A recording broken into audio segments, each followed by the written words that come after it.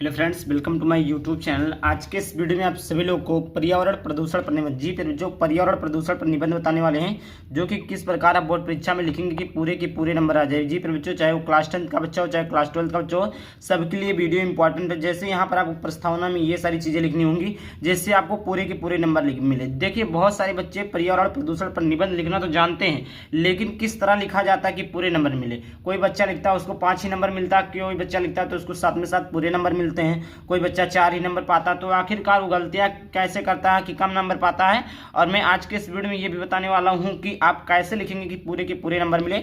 यहाँ पर देखिए, हेडिंग किस प्रकार डालना है, किस कलर से किस पेन से डालना है, कैसे क्या डालना है। यहाँ पर देखिए कितने भी प्रकार के प्रदूषण है, कौन सा हेडिंग इंपॉर्टेंट होता है, कौन सा नहीं इंपॉर्टेंट होता है, कौन सा डालना चाहिए, कौन सा नहीं डालना चाहिए, सारा कुछ डिटेल में बताने वाला हूँ। तो उसके लिए आप सभी लोग को वीडियो को पूरा देखना होगा। चैनल पर पहली बार चैनल को सब्सक्राइब करना। आइए वीडियो को स्टार्ट करते हैं। तो सबसे पहले यहाँ पर आप सभी लोग देख लीजिए, यहाँ पर सबसे पहले आप लोग लिखेंगे ब्लैक पेन से, आप लोग वहाँ पर बोर्ड की कॉपी में लिखेंगे प्रश्नोत्तर संख्या इतना, पर्यावरण प्रदूषण पर निबंध इतना डालेंगे। सबसे पहली हेडिंग, जी जो सबसे पहली हेडिंग आपके रहता है, हेडिंग नहीं रहता है, यहाँ पर प्रस्तावना रहता है। प्रस्तावना रहता है, फिर उसके बाद में आपका प्रदूषण का अर्थ रहता है, फिर प्रदूषण के प्रकार, प्रदूषण के कारण, प्रदूषण की रोकथाम के उपाय, उपसंहार।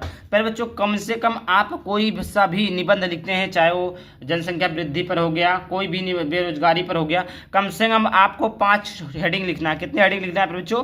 5 हेडिंग लिखना है, तभी आपको पूरे के पूरे नंबर मिलेंगे। अब यहाँ पर प्रस्तावना हो गया, प्रदूषण का अर्थ हो गया, प्रदूषण के प्रकार, 5 से अधिक लिख सकते हैं, कोई दिक्कत नहीं है। बस 5 से कम हेडिंग ना हो और 200 शब्दों से कम भी ना हो, 250 कम से कम, 250 से कम तो हो ही ना, 400, 300, 350, 500 तक भी लिख सकते हैं। तो यहाँ पर देखिए, और लिखना ये नहीं है कि पूरा ऐसा पेज भर दें, हेडिंग टू हेडिंग होना चाहिए, लाइन टू लाइन होना चाहिए, तब आपको पूरे के पूरे नंबर मिलेंगे। अब ऐसे आप लिख देंगे, ये सब डालेंगे नहीं, एक साथ पूरा ऐसे लिखते चले जाएंगे तो वहाँ पर आपको पूरे नंबर नहीं मिलेंगे। जब ऐसे आप हेडिंग डालेंगे, हेडिंग वाइज लिखते जाएंगे, तो इसको पता चलेगा प्रदूषण का अर्थ ये, इतने चीज़ों में ये चीज़ों के बारे में लिखा गया, ये चीज़ें तो आपको पूरे नंबर मिल जाएंगे। और आप ऐसे पूरे थ्योरी टाइप लिखते चले जाएंगे तो आपको नंबर कट जाएंगे, मिलेंगे लेकिन कुछ ही नंबर मिलेंगे आपको। तो इसी प्रकार आपको लिखना, कम से कम 5 हेडिंग डालना है, और ज़्यादा से ज़्यादा आप 5 से अधिक भी डाल सकते हैं। जो मैंने बताया ये चीज़ें अगर आप याद कर लेते हैं तो काफ़ी ज़्यादा नंबर आपको मिलेंगे। आइए देखते हैं प्रदूषण का अर्थ आखिरकार होता क्या है। प्रदूषण का अर्थ का मतलब हो गया जो, अच्छा आखिरकार प्रदूषण है क्या, प्रदूषण से कैसे क्या होते, सारा कुछ यहाँ पे देखिए। स्वच्छ वातावरण में, स्वच्छ वातावरण में ही जीवन का विकास संभव है। जब वह अभी मैं समझाऊंगा एकदम लैंग्वेज, जो लो लैंग्वेज में समझाऊंगा, गाँवटी भाषा में समझा दूंगा, आपको याद हो जाएगा। वातावरण में कुछ हानिकारक तत्व आ जाते हैं तो वातावरण को दूषित कर देते हैं। यह गंदा वातावरण जीवधारियों के लिए अनेक प्रकार से हानिकारक होता है। इस प्रकार वातावरण के दूषित हो जाने को ही प्रदूषण कहते हैं। जनसंख्या की असाधारण वृद्धि एवं औद्योगिक प्रगति ने प्रदूषण की समस्या को जन्म दिया। औद्योगिक तथा रासायनिक कूड़े कचरे के ढेर से पृथ्वी, हवा तथा पानी प्रदूषित कर ही रहे हैं, प्रदूषित हो रहे हैं। अब देखिए, अगर स्वच्छ वातावरण है, साफ सुथरा स्वच्छ वातावरण है, तो वहाँ पर जीवन का विकास संभव है। फिर बच्चों, आप देखते हैं आप ही के घर में जब गंदगी रहेगी, कचरा रहेगा, कूड़ा रहेगा, तो आपके घर में बहुत सारे लोग बीमार हो जाएंगे। लेकिन वहाँ पर स्वच्छ साफ सुथरा रहता है तो बहुत सारे लोग बीमार नहीं होते हैं। तो जब वातावरण शुद्ध रहेगा तो विकास वहाँ पर संभव रहेगा, वहाँ के लोग स्वस्थ रहेंगे। और जब वहीं पर वातावरण अनुकूलित रहेगा, वातावरण खराब रहेगा, तो वहीं पर अनेक प्रकार की बीमारियाँ, मच्छर, डेंगू, ये सारी चीज़ें वहाँ पर उपलब्ध हो जाएंगी। उसके साथ साथ जीवधारियों पर, पशु पक्षियों पर बहुत सारी बीमारियां उत्पन्न होंगे। और देखिए, ये किसके कारण होता है, तो जैसे नए नए प्रौद्योगिकी के कारण, जैसे नई नई फैक्ट्री बनने, नए नए कंपनियां खुल रही हैं, तो उससे हो रहा है। उसके बाद में जितने वृद्धि होती, जनसंख्या वृद्धि जितनी ज़्यादा हो रही है, उतने ज़्यादा सारी चीज़ें हो रही है, डेवलपमेंट हो रही है, अनेक अनेक बिजनेस लगाए जा रहे हैं, अनेक अनेक फैक्ट्रियाँ खुल रही है, तो उसी कारण सारी चीज़ें हो रही है। ये चीज़ें इसमें लिखा, कूड़ा कचरा ढेर सारा इकट्ठा हो जा रहा है। उसके बाद में आप आ जाते हैं प्रदूषण के प्रकार। जी पर जो प्रदूषण के प्रकार, प्रदूषण के प्रकार टोटल आपके 4 प्रकार के होते हैं। वायु प्रदूषण, जल प्रदूषण, ध्वनि प्रदूषण और मृदा प्रदूषण। चारों के चारों प्रकार को आप एक ही आसानी भाषा में समझेंगे। यहाँ पर देखिए, सबसे पहली बात, आपको ये जो मैंने रेड कलर से ये लिखा प्रदूषण के प्रकार, यहाँ पर आपको ब्लैक पेन से लिखना है। जो ब्लैक पेन से लिखा है उसे ब्लू पेन से लिखना है। रेड पेन का प्रयोग बोर्ड परीक्षा में नहीं करना है। ये चीज़ें मैं आपको बता देता हूँ। प्रदूषण के प्रकार, आज के वातावरण में प्रदूषण निम्न रूपों में दिखाई पड़ता है। जैसे पहला है वायु प्रदूषण। जल प्रदूषण, ध्वनि प्रदूषण और चौथा रासायनिक प्रदूषण। ये 4 प्रकार के आपके प्रदूषण पाए जाते हैं। पहला यहाँ पर देखिए वायु प्रदूषण। वायुमंडल में विभिन्न प्रकार की गैस एक विशेष अनुपात में उपस्थित रहते हैं। वायुमंडल में विभिन्न प्रकार की गैस एक विशेष अनुपात में उपस्थित रहते हैं। जीवधारी अपनी क्रियाओं द्वारा ऑक्सीजन और कार्बन डाइऑक्साइड छोड़ते रहते हैं। हरे पौधे प्रकाश की उपस्थिति में कार्बन डाइऑक्साइड लेकर ऑक्सीजन निष्कासित करते हैं। इससे वातावरण में ऑक्सीजन और कार्बन डाइऑक्साइड का संतुलन बना रहता है, किंतु मानव अपने अज्ञानवश और आवश्यकता के नाम पर इन संतुलन को नष्ट करता रहता है। अब देखिए, अगर हम लोगों को ऑक्सीजन मिलता है तो ऑक्सीजन कहाँ से मिलता है? तो पहले जो आपको भी पता होगा कि हमें ऑक्सीजन पेड़ पौधों से मिलता है और हमारे मुख से जो गैस निकलती वो होती है कार्बन डाइऑक्साइड, जो कि कार्बन डाइऑक्साइड पेड़ पौधे लेकर और ऑक्सीजन देते हैं। लेकिन कहीं ना कहीं हम पौधों को काटते जा रहे हैं तो हमें ऑक्सीजन नहीं मिलेगा। कार्बन डाइऑक्साइड हमारे मुख से निकलेगा तो वही वापस आ जाएगा, क्योंकि पेड़ पौधों की संख्या कम होती जा रही है, फैक्ट्रियाँ लगाई जा रही हैं। और वहीं पर जब पेड़ पौधे उतना रहेंगे, समान रूप से इंसान रहेगा, तो दोनों की तुलना बराबर हो जाएगी, तो हम उसको कार्बन डाइऑक्साइड दे पाएंगे और ऑक्सीजन ले पाएंगे। ठीक ना? अगर आप ऐसे समझिए कि अगर आप 2 भाई हैं, अगर या 2 दोस्त हैं, 2 दोस्त आप लोग हैं, और वो अगर 10 रुपया देता है और आप 5 रुपया देते, 2 रुपया देते, जीवन भर ऐसे देते रहेंगे तो साथ नहीं देगा, तो कहीं ना कहीं बात बिगड़ेगी। लेकिन वो 10 देता तो आप भी 10 देंगे, तो कहीं ना कहीं संतुलन में रहेगा और आराम से चलेगा। तो वहीं अगर कार्बन डाइऑक्साइड और ऑक्सीजन की मात्रा संतुलन है तो जानिए ठीक है, लेकिन मानव क्या अज्ञानवश अपने अंधकारपूर्वक पेड़ों को काटते जा रहा है और फैक्ट्रियों को लगाते जा रहा है। दूसरा है जल प्रदूषण। जल प्रदूषण क्या होता है? सभी जीवधारियों के लिए जल बहुत महत्वपूर्ण और आवश्यक है। जल प्रदूषण पर जो देखिए, जल किसको नहीं आवश्यकता, चाहे जीव हो, जंतु हो, मानव हो, कोई भी हो, सारे जीवों को जो है जल की आवश्यकता पड़ती है। जल ही जीवन है। पौधे भी अपना भोजन जल के माध्यम से प्राप्त करते हैं, या भोजन पानी में घुला रहता है। जल में अनेक प्रकार के खनिज तत्व, कार्बन, अकार्बनिक, कार्बनिक, अकार्बनिक पदार्थ तथा गैसें घुली रहती है। यदि जल में यह पदार्थ आवश्यकता से अधिक मात्रा में हो जाते हैं तो जल प्रदूषित होकर हानिकारक हो जाते हैं, वह प्रदूषित जल कहलाता है। अब देखिए, जहाँ पर भी जल है, खाद्य पदार्थ अधिक डाल देंगे, वहाँ पर बहुत सारे जैसे कूड़ा करकट डाल देंगे, कचरा डाल देंगे, और खाद्य पदार्थों को अधिक लाकर जैसे खेतों में मिला देते हैं, तो वहाँ पर जल प्रदूषित हो जाता है। हम अपना कचरा ले जाकर नदियों में, तालाबों में बहा देते हैं, तो वहाँ का जल प्रदूषित हो जाता है। तो वही चीज़ें यहाँ पर है। आगे बात करते हैं, यहाँ पर देखिए, आगे देखते हैं। आगे यहाँ पर है ध्वनि प्रदूषण। क्या बच्चों? ध्वनि प्रदूषण है, इसको भी हम बारीकी से समझेंगे। यहाँ पर देखिए इसका ध्वनि प्रदूषण।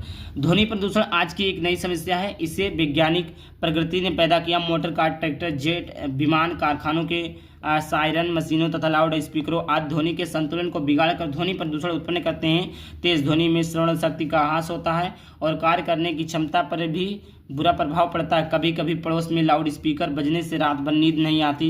इससे अनेक प्रकार की बीमारियां पैदा हो जाती है। अत्यधिक ध्वनि प्रदूषण से मानसिक विकृति तक हो जाती है। देखिए, ध्वनि प्रदूषण ये मानव निर्मित द्वारा। मानव निर्मित कैसे है? ध्वनि जो होता है वो आपका तरंगों से आती है, ध्वनि से आती है। ध्वनि कैसे उत्पन्न होगी? लाउड स्पीकर से होगी, मोटर गाड़ियों से होगी, विमान से, जेट से, कारखानों से, लाउड स्पीकरों से, और इन सारी चीज़ों से होती है। तो उससे क्या होता है? बहुत सारे कानों पर इफेक्ट पड़ता है, बहुत सारे सुनने में दिक्कत होता है। तो वही ध्वनि प्रदूषण है। चौथा आपका रासायनिक प्रदूषण है। कारखाने से बहते हुए अवशिष्ट द्रव्यों के अलावा खाद्यान्न की उपज में वृद्धि की दृष्टि से प्रयुक्त कीटनाशक दवाइयों और रासायनिक खादों से भी स्वास्थ्य पर प्रतिकूल प्रभाव पड़ता है। ये पदार्थ पानी के साथ बहकर नदियों, तालाबों, अंततः समुद्र में पहुंच जाते हैं और जो जीवन को अनेक प्रकार से हानि पहुंचाते हैं। इसको हम मृदा प्रदूषण भी कहते हैं। ठीक। प्रदूषण के कारण, प्रदूषण किन कारणों से उत्पन्न होता है तो ये भी देख लेते हैं। प्रदूषण के कारण क्या है? पर्यावरण प्रदूषण का सबसे बड़ा कारण विश्व की जनसंख्या में तेजी से होने वाली वृद्धि है। विश्व की जनसंख्या आज सुरसा की भांति अपना मुंह फैलाती जा रही है। जनसंख्या में जिस तेजी के साथ विस्तार होता जा रहा है उतनी ही तेजी से आदमी की सुविधाओं में ह्रास होता जा रहा है। रहने के लिए स्थान की भारी कमी हो रही, खाने के लिए संतुलित भोजन उपलब्ध होना कठिन हो गया। देखिए, प्रदूषण के कारण क्या है? प्रदूषण की सबसे जो मुख्य भूमिका है या मुख्य मान लीजिए कारण है वो है जनसंख्या वृद्धि।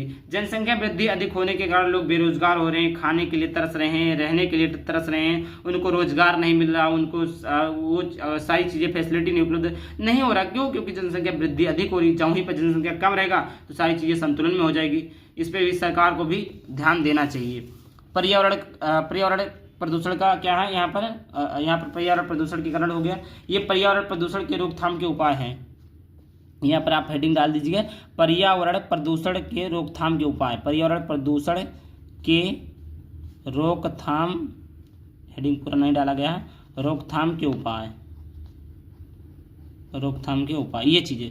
तो प्रदूषण को दूसरा बड़ा कारण विज्ञान है। विज्ञान के आविष्कारों जहाँ मानव जाति के लिए वरदान स्वरूप सिद्ध हुए हैं, वहीं उनसे मानव का भयंकर अहित भी हुआ। विज्ञान ने विभिन्न वस्तुओं के उत्पादन के लिए अनेक मशीनों का निर्माण किया है। इन मशीनों को चलाने के लिए ईंधन के रूप में पेट्रोल, डीजल, कोयला, लकड़ी, तेल आदि का उपयोग किया जाता है।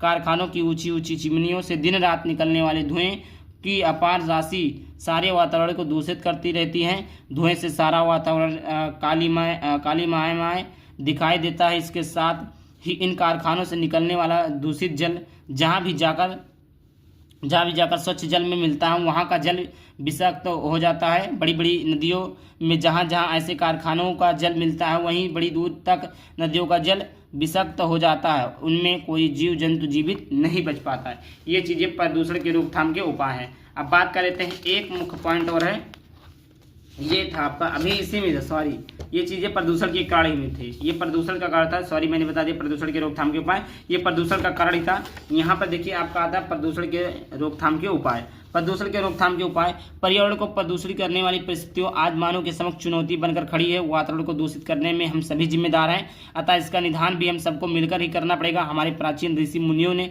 इस समस्या को गंभीरता से समझा था, इसलिए उनके यज्ञ की सृष्टि की थी। यज्ञों में प्रयुक्त घी, तिल आदि के कारण वातावरण शुद्ध रहता था, लेकिन आज इन चीज़ों का प्रयोग करना कठिन है। यज्ञ की कल्पना आज असंभव हो गई।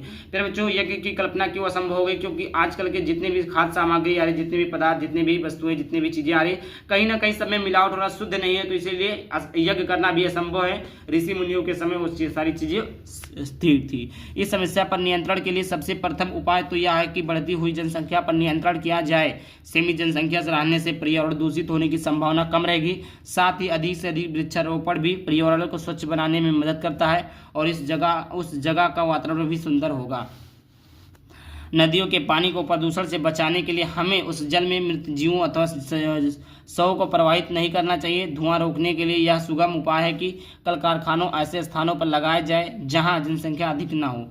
उपसंहार की बात कर लेते हैं। उपयुक्त उपायों से हम वातावरण को शुद्ध बनाए रख सकते हैं।